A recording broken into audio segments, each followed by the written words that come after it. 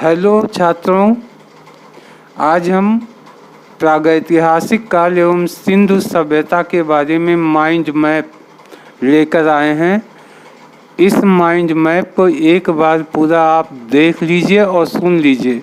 इसके बाद खाली माइंड मैप को देख के उसका वर्णन करते रहिए, आपको याद हो जाएगा और कंपटीशन के लिए बहुत ही इम्पॉर्टेंट टॉपिक है। अब हम आते हैं सबसे पहले प्रागैतिहासिक काल पे। प्रागैतिहासिक काल वो काल होता है जहाँ घटनाओं का लिखित वर्णन नहीं है, कोई विवरण इसका नहीं प्राप्त होता। फिर आता है आद्य ऐतिहासिक काल।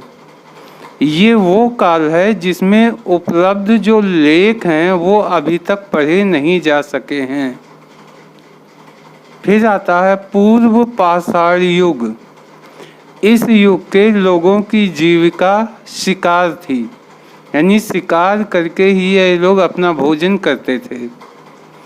आग का आविष्कार पुरा पाषाण काल में प्राप्त होता है। पहिए का आविष्कार नव पाषाण काल में मिला है। अस्थायी निवास, यानी एक जगह सब लोग स्थिर रहने लगे और कृषि भी कर रहे थे, यह भी नव पाषाण काल की घटना है।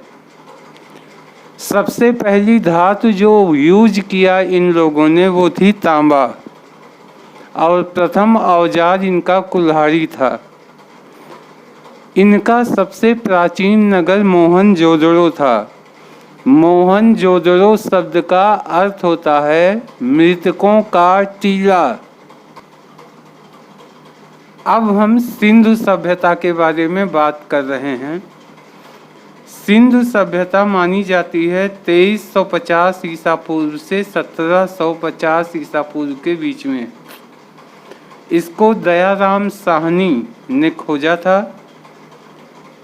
इसको हम प्राक ऐतिहासिक या कांस्य युग का काल भी कहते हैं। इस युग में मेलुहा शब्द का प्रचलन था, यानी मेलुहा शब्द सिंधु सभ्यता से जुड़ी हुई है। यहाँ के निवासी भूमध्य सागरीय और द्रविड़ माने जाते हैं। इनका प्रमुख बंदरगाह लोथल था। सिंधु सभ्यता में 6 बड़े नगर थे: मोहनजोदड़ो, हड़प्पा, गढ़वारीवाला, धौलावीरा, राखीगढ़ी, कालीबंगन। अब देखिए इसका पूरा स्थल कहाँ से कहाँ तक फैला हुआ है, यानी कि प्रमाण कहाँ कहाँ से सिंधु सभ्यता के मिले हैं। तो पश्चिमी पुरा स्थल जिसका सुतकांगेडोर, ये बलूचिस्तान में है जो आज पाकिस्तान के कब्जे में है। पूर्वी पुरा स्थल है आलमगीर, यह मेरठ जिला अपने उत्तर प्रदेश में है। उत्तर का पुरा स्थल अखनौर जिले में है जो जम्मू कश्मीर में है। और दक्षिण का पुरा स्थल दाइमाबाद, ये अहमदनगर महाराष्ट्र में है। इतने जगहों पे ये पुरा स्थल इसके पाए गए हैं। अब आते हैं मोहनजोदड़ो की सबसे बड़ी इमारत थी अन्नागार, यानी जहाँ पे वो लोग अपने अन्न को इकट्ठा करते थे। कालीबंगन में जुते हुए खेत और नक्काशीदार ईंटें भी मिली हैं। मोहनजोदड़ो में एक स्नानागार पाया गया है जो 11.88 मीटर लंबा, 7.01 मीटर चौड़ा और 2.43 मीटर गहरा है। इनकी लिपि भाव चित्रात्मक थी। पहली पंक्ति ये दाईं से बाईं तरफ लिखते थे और दूसरी पंक्ति बाईं से दाईं तरफ लिखते थे। नगरों और घरों के विन्यास में ग्रिड पद्धति का उपयोग किया गया है। इनके घरों के दरवाजे सड़कों की तरफ ना खुल के पीछे की तरफ होते थे। इनकी मुख्य फसल गेहूं और जौ थी। मीठा के रूप में शहद का इस्तेमाल करते थे। लोथल में चावल के दाने भी पाए गए हैं। घोड़े के अस्थिपंजर भी वहाँ मिले हैं। तौल इकाई इनकी 16 के अनुपात में थी। यातायात के लिए 2 पहिया 4 पहिया बैलगाड़ी या भैंसा गाड़ी का उपयोग करते थे। धरती को उर्वरता की देवी माना जाता था। वृक्ष पूजा एवं शिव पूजा की परंपरा थी।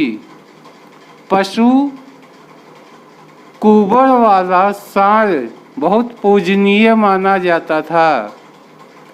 मातृसत्तात्मक व्यवस्था होती थी, यानी माता के नाम से ही जाने जाते थे।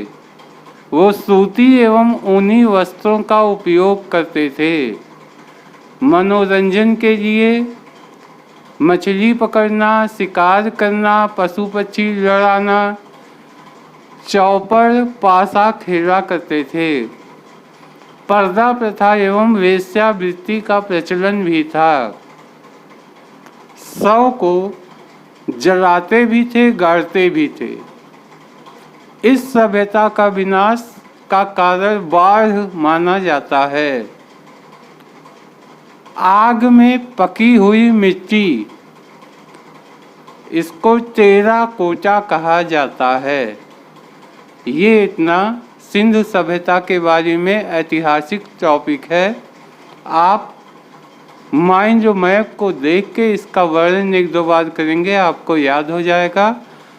चैनल को सब्सक्राइब कर लीजिए। हम ऐसे ही माइंड मैप आपको देते रहेंगे। कम से कम जगह में ज़्यादा से ज़्यादा मैटर सम्मिलित करेंगे और आप इसको तैयार करेंगे तो कंपटीशन में आपको सफलता मिलेगी। Thank you.